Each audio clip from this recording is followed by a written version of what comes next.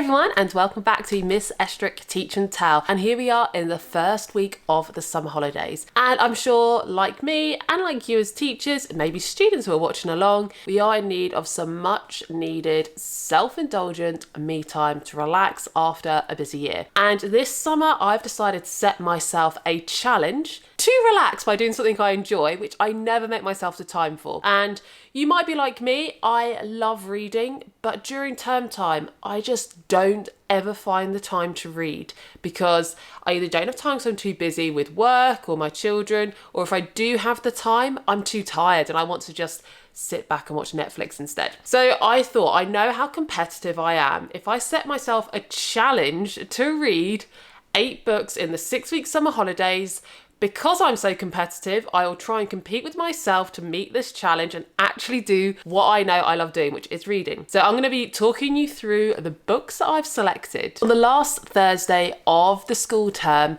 I went to see my school librarian, who is absolutely amazing. If you've never been to see your school librarian, I cannot recommend it enough.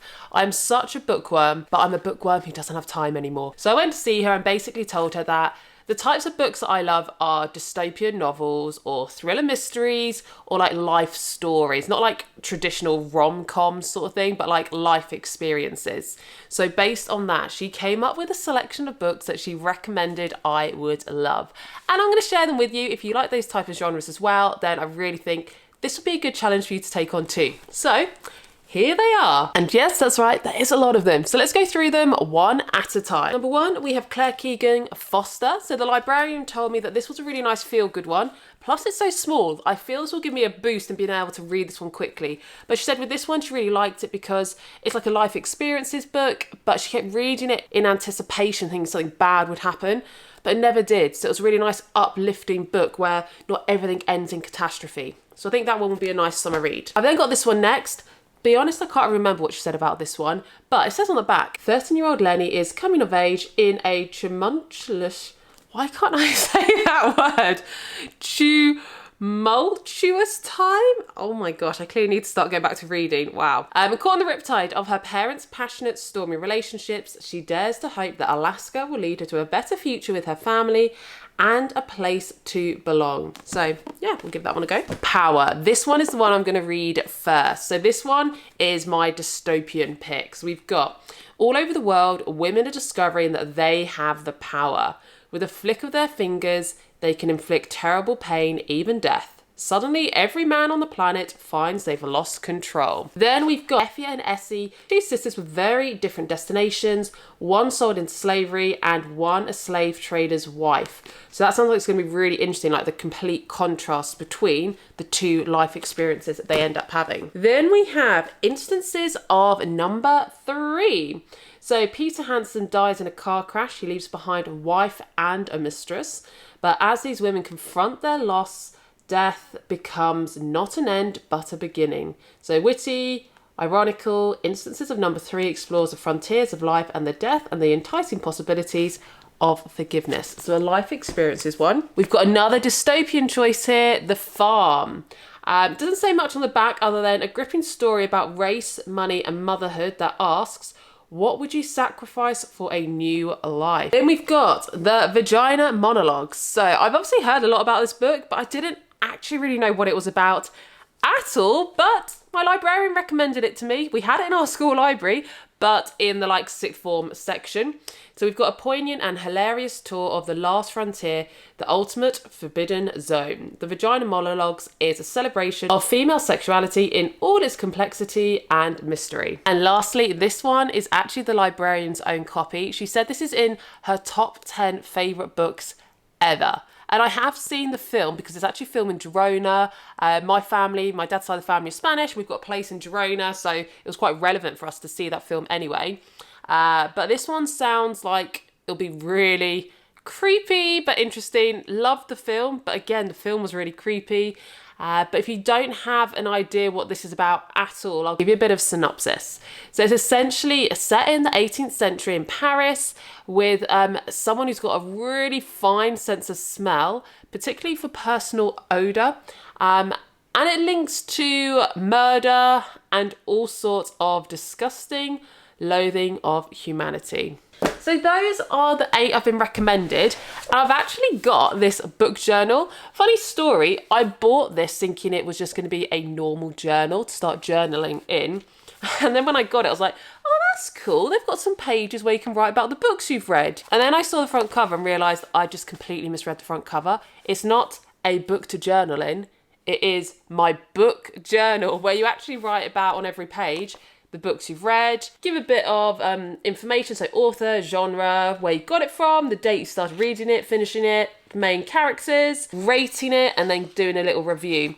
And I thought that'd be quite helpful. I did buy it by accident, but I'm going to use this during the challenge, because that way I'm going to do a video at the end where I tell you which books I like the most, how I found them, and by reviewing it each time, I'll be able to use this. But also I've got a really bad habit of, I normally read either on my Kindle or I use Audible, which if you've never used those, I'll link it below because I do have links to those. And I used the Kindle because when I was used to do travelling a lot before COVID and children, you can obviously have loads of books in a very lightweight piece of equipment.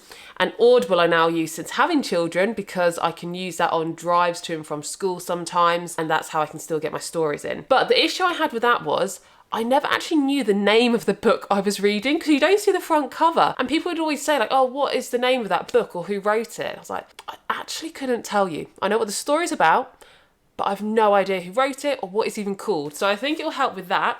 Although, as I said, I went to the library this time so I could actually have some hard copies. Now, I have thrown in 2 extras, which I don't know if I'm going to get round to, but I did buy this one this year in terms of a science book.